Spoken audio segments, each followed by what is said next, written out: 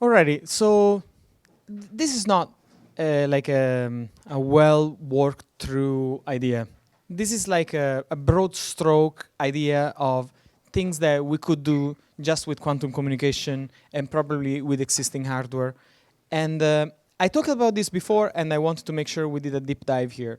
So in Ethereum, the idea here is this quantum layer 2. For those that don't come from the blockchain world, the blockchain is made of blocks, and blocks are made of transactions. In order to get your transaction into the block, you must compete with your fees. So if everyone is trying to make their transaction for $10 into the block, you can pay $15 to be put before to make sure that you can get included in the block. But at some point,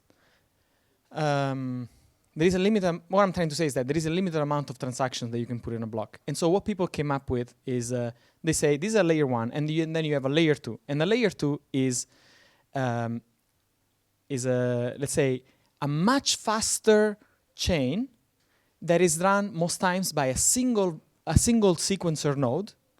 And this sequence, and one kind of this layer 2 work like this. This single sequencer node receives transactions from multiple parties. They generate at zero knowledge proofs of having executed every transaction, and then they settle this batch set of transactions into the layer 1. The idea is that the size of these transactions and the computation spent on the block on this transaction is much smaller. And so this is one kind of layer 2. There are the nice things about the layer 2 is the security of the layer 2 generally is the same security as the layer 1, meaning the worst thing that could happen in layer 2 is that the sequencer stops sequencing transactions, because they cannot misbehave because they run zero knowledge proofs. And if the only thing they can do is not executing a transaction. And that's fine, because if you the way you use a layer 2 is that you lock money on the layer 1 so that your money can now be spent on the layer 2. In case the sequencer stops working, you get your money out of the layer 2 into the layer 1. So that's basically, you need to think about the layer 2 as a load balancer to make sure that more than the number of transactions that can fit in a block can be executed at any given time. So the idea, this is more like a speculative idea. I tried to present this to different people, and there's this professor I mentioned before, or Satat, that has broken left and right of my idea. But maybe there is still something in here. And the idea, again, is the following. You have the user that locks, say, $1 on the blockchain, and so that they can spend money on this private money quantum network. The idea is so the blockchain is the layer 1, and we're gonna use this as a layer 2. The idea is that in here you can spend private quantum money. And the idea of private quantum money, so we talked about this block. Let's talk about this block. The idea about private quantum money is that you have some quantum tokens that you can send to someone else, and they can send them to whoever they want.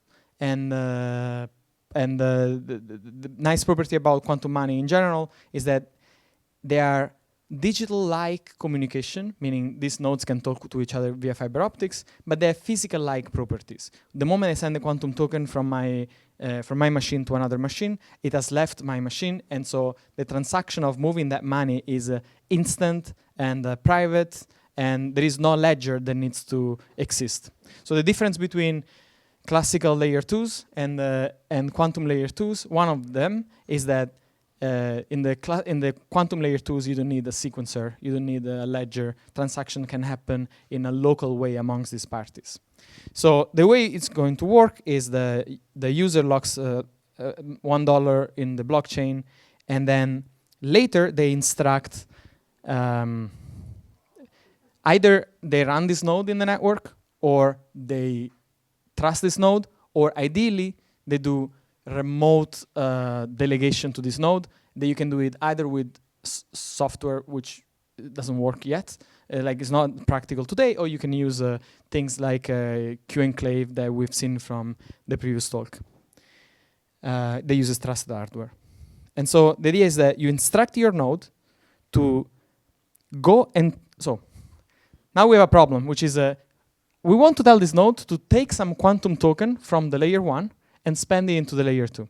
how do we transfer tokens from classical cryptocurrency tokens into quantum tokens?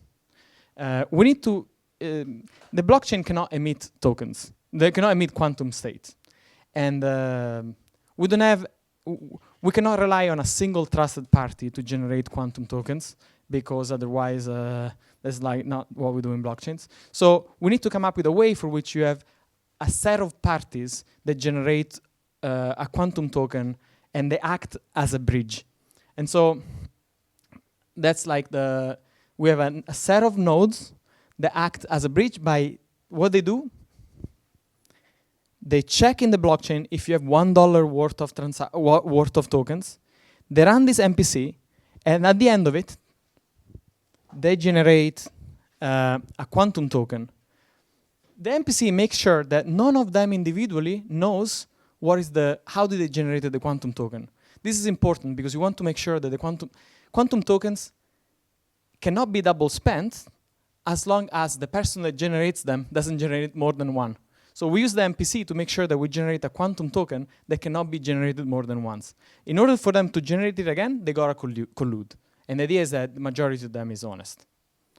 So from now on, now you have the quantum token so what we did with the quantum threshold network, we bridged digital tokens to quantum tokens, and we send them to the first node, and then they can decide to spend them in, they can decide to spend them in whatever way they want. And eventually, so there is some delay in between the two computers. So the way it works is that the quantum token needs to be spent straight away because we don't have a great memory that lasts for too long yet. And so the money is spent and spent again and sent back to the MPC that then eventually settles this on Ethereum.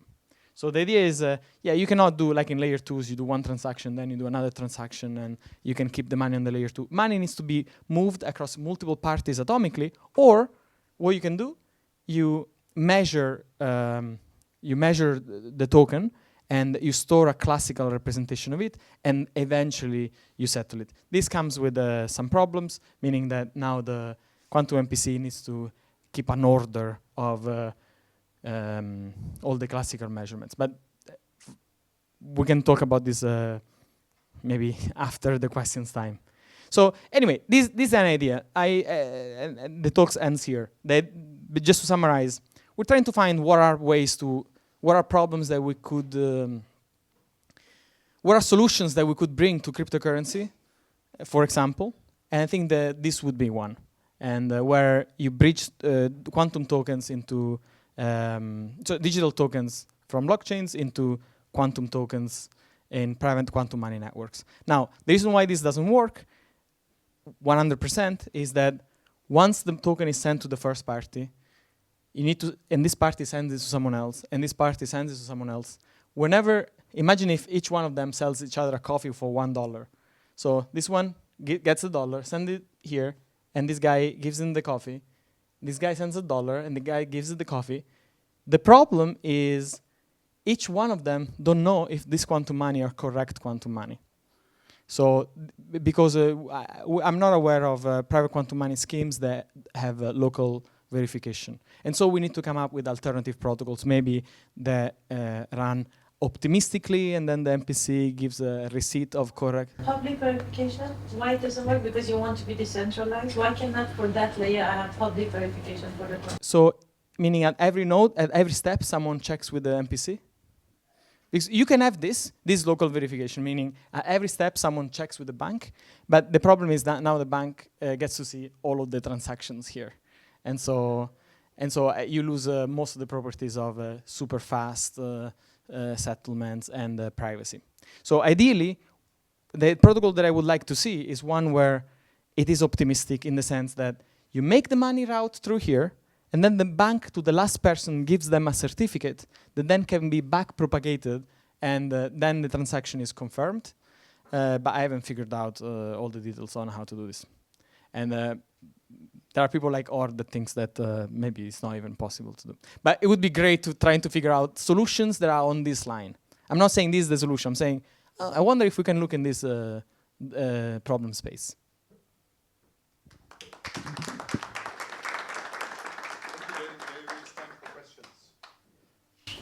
Yeah, I wanted to ask about the, you said there's a majority assumption here, can it become one out of n somehow? Yes. Okay. I don't know. Alien can like. But that part, the Yes, line yes. part, you can do it one out of them. Okay. I think you're giving up. You must give up something. Maybe it's not like a threshold. Yeah, but it depends on what, Yeah. what you want at the end. But my take. I mean, we can talk maybe this async. But ideally, yes, it would be amazing. But I don't know if it is the case.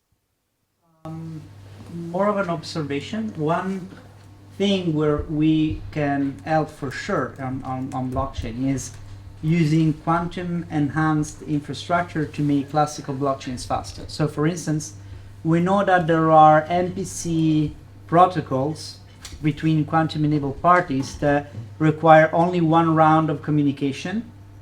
So it's super fast. If you compare it with what like Ethereum does today, which are multiple rounds of broadcasting, it's much faster. This is very old. This is not something that, it's not something recent. Now, the interesting part is that obviously, as you said in your first talk, we don't have big quantum networks. We have small quantum networks that are interfaced by classical channels. So we need a patch-like MPC thing where multiple kernels of quantum connected parties have the speed up. They communicate between them classically, and the overall speed of the consensus protocol is boosted by a lot. I am pretty sure that this is feasible. I will eat my boots if it's not. Mark it down. But look, I think that should be listed alongside the things that we could do for the crypto industry. Again, this is why I'm looking into crypto industry problems. One is because I like crypto, but at the same time, I do think that it is a big spender, and if we can have like a Zcash-like moment, then that would be epic. But yeah. That's a quick question. I mean, maybe a question for all the quantum, for all the crypto people is, this is a use case that you want to really do quantum money, quantum token to be sent. But there is other pain point that you have in blockchain. Let's say that it's not about the speed, but it's about this leakage of I'm signing something that I don't know what it is. What was it called? Bybit, 1 bit, the 1 billion, 1.5 billion Bybit, exactly. The Bybit hack. So is there somehow you can translate, because here you're translating exactly a pain point that you have to something that QSMPC comes, but can you see the same token help you with that type of signature, that I'm getting certifiable signature despite the fact that I keep the privacy, and there is the enhancement come? I think we will have to take it offline. I also think that quantum or not quantum, fat finger is gonna be harmful in both places. And what happened with Bybit was more like a fat finger. These hacks are made by North Korea with very sophisticated social engineering. So it's the human error. It's not like they didn't hack cryptographic primitives. No, but if you had a device-independent multisig. Sure, but if I convince that the address you have to sign is B instead of A. Yeah. Unfortunately, deception is going to be a problem in whatever system. But. All right, let's thank Nico again.